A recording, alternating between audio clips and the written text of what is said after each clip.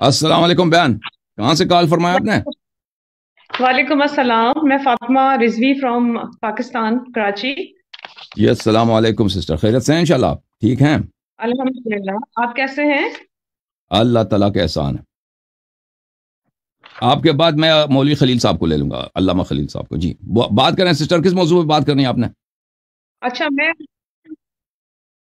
Hello جی جی بات کرتے جائیں سسٹر۔ جی میں آپ سے کچھ سوالات لے کر آئی ہوں۔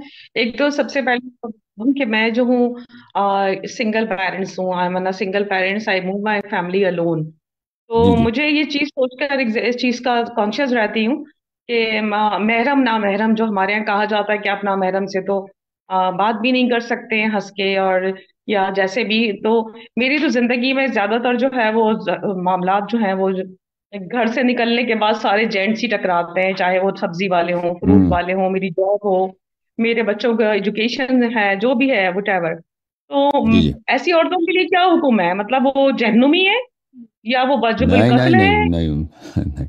دیکھیں درجات کیا ہیں؟ خاتون، دیکھیں جو قرآن میں، جو سنت میں، جو حدیث میں خواتین کے لیے یہ ہے ان کے پردے کا، ہوں کہ وہ نامحرم وہ ہیں جن کے ساتھ وہ شادی کر سکتی ہے۔ یعنی چچا کے ساتھ آپ شادی نہیں کر سکتے، وہ محرم ہے۔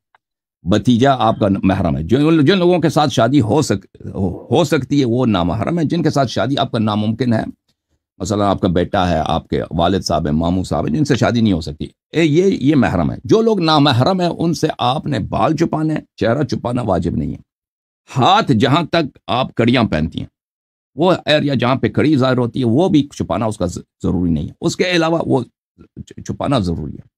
اچھا، یہ چیزیں چھپانا ضروری ہے۔ اب چہرے پہ میک اپ بھی ہو، یہ قرآن کی آیت ہے، احادیث یہی کہہ رہے ہیں کہ چہرے کا میک اپ عورت کے لیے چھپانا ضروری نہیں ہے نامحرم سے۔ اس کے علاوہ کپڑے اگر خوبصورت کوئی عورت پہنا چاہے، جب کپڑے میں جتنا بھی وہ خوبصورت کپڑا، مثلا رنگیلا کپڑا، اس میں کوئی حرج نہیں، بشرطے وہ کہ ایسا کپڑا نہ پہنے جو عرف میں وہ بے حیائی کہلاتا ہو۔ بے حیائی والے مثلا کپڑا اس نے وہ ایسا پہنا کہ اس میں ہے ہی بے حیائی، مثلا ایسے اس کے جسم کے اعضاء ظاہر ہو رہے ہیں، گرچہ کپڑا پہنا ہے اس نے لیکن جسم کے اعضاء ظاہر ہو رہے ہیں، جو عرف میں اس کو بے حیائی کہا جاتا ہے، تو یہ پہننا حرام ہے۔ اس کے علاوہ یہ جائز ہے عورت کے لیے۔ اس کے علاوہ جو چیز عورت کے لیے جائز نہیں ہے، کسی نامحرم کے لیے خوشبو لگانا۔ نامحرم کے لیے آپ خوشبو نہیں لگا سکتے۔ اب یہ باتیں پردے کی ہوگی۔ اب جہاں تک بات کرنے کا تعلق ہے، آپ کسی بھی شخص سے بات کر سکتی ہیں، چاہے وہ ہندو ہے، مسلمان ہے۔ آپ اگر کوئی شخص باہر جاتی ہے، سودا لینے جاتی ہے، یا کوئی اسکول میں کام کرتی ہے، یا جہاں جاب کرتی ہے، وہاں پہ بات کرنا پڑتا ہے، یہ حرام نہیں ہے کسی سے لیکن بہرحال دیکھیں، مرد کے لیے بھی حیا واجب ہے۔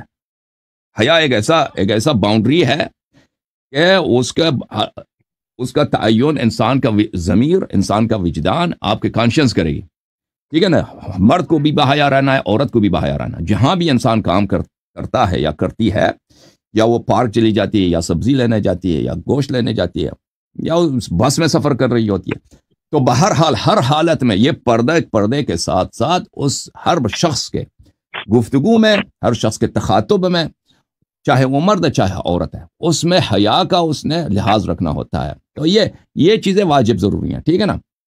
ہاں میری بہن۔ میرا دوسرا سوال آپ سے یہ ہے کہ حضرت امام حسین علیہ السلام اور ہمارے مولا مشکل شاہد دو جہاں حضرت علیہ السلام کیونکہ شہید ہیں، تو شہید کو ظاہر سی بات ہے جو شہید ہیں وہ دنیا میں موجود نہیں ہے، لیکن ہوں قرآن کی آیتوں کے حساب سے وہ زندہ ہیں اور وہ رزق پا رہے ہیں۔ لیکن تو کیا ان سے دعائیں مانگنا اور ان کے جو ہے واسطے وسیلے سے دعا مانگنا یہ جائز ہے، یا اللہ کے ساتھ شرک اس کو کانسیپٹ کیا جائے گا کہ تو تو نہیں آتا یہ سب کچھ؟ جی آپ کی خدمت میں عرض کروں کہ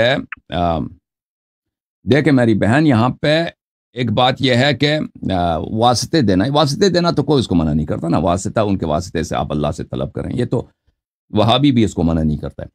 لیکن خود اہل بیت علیہ السلام سے طلب کرنا، یہ کسی نہ شیعہ کے پاس کوئی حدیث ہے، نہ قرآن میں کوئی آیت ہے کہ یہ حرام ہے یا شرک ہے۔ تو جو لوگ اس کو شرک قرار دیتے ہیں، یہ خلیل احمد صاحب سے ہماری گفتگو ہو چکی ہے ایک دو دفعہ، ان کے علماء نے کہا کہ یہ نہ کوئی آیت ہے، نہ کوئی کچھ بھی نہیں ہے، قرآن کے صرف غلط ترجمہ ہے کہ اللہ کے سوا کسی کو پکارو گے تو شرک ہے۔ تو یہ غلط ترجمہ ہے القرآن کی آیت، یہ ہے قرآن کے، اللہ کے علاوہ کسی اور کی عبادت کرو گے تو شرک ہے، ٹھیک ہے نا؟ تو لذا یہ اس کو سمجھنے کی ضرورت ہے. دوسری بات یہ ہے میری بہن کہ ہمارے اہل بیت علیہ السلام کے احادیث روایات زیارات میں یہ بات بہت کثرت سے آپ کو ملتا ہے کہ آپ نے اہل بیت علیہ السلام سے آپ نے کیا کرنا ہے؟ ان سے اپنے حاجات طلب کرنا. یہ مستحب ہے. حاجات چاہے وہ دنیا سے چلے گئے ہوں ان سے اپنی حاجت طلب کرنا یہ اچھی بات ہے کہ یہ اہل بیت علیہ السلام کے متعدد روایات میں زیارات کے آداب میں یہ مذکور ہے. بہرحال تھینک یو میرے سسٹر. اب آپ کے سوالات کا بڑا شکریہ.